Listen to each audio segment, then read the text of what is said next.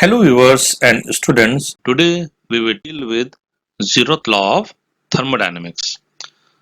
Now, what is zeroth law of thermodynamics? And as the statement is given here, if two bodies A and B are in thermal equilibrium with body C, then body A and B are also in thermal equilibrium with each other.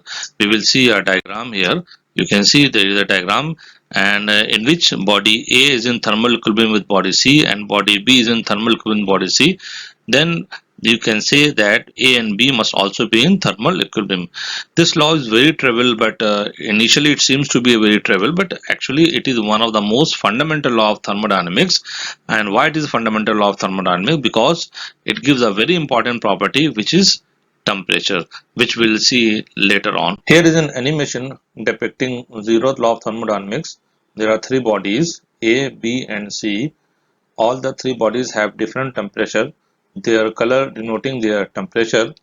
Now the moment they come in contact, their temperature starts varying and they come at the common color, and finally we can say that we have achieved zeroth law of thermodynamics, which is states that if A is in contact with C and C is in contact with B, then A and B must also be in thermal equilibrium. If A is in thermal equilibrium with C, C is in thermal equilibrium with B, then A and B must also be in thermal equilibrium. Now the traditional history of zeroth laws goes like this, that it came into existence in 1935, and by that time first and second law were already into existence, and since zeroth law was more fundamental in nature, so it was decided to place before first and second law, and hence the name was given to it as zeroth law of thermodynamics.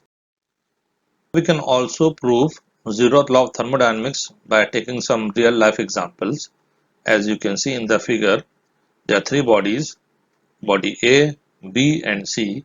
In body A we have ice at 0 degree centigrade.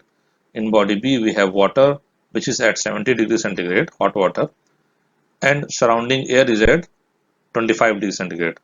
So air is in contact, which is body C in contact with A and B, and after some time all the three bodies come at the common temperature, which is the temperature of surrounding air, 25 degrees centigrade. And if body A is in thermal equilibrium body C and body C is in thermal equilibrium body B, then according to zeroth law, A and B must also be in thermal equilibrium.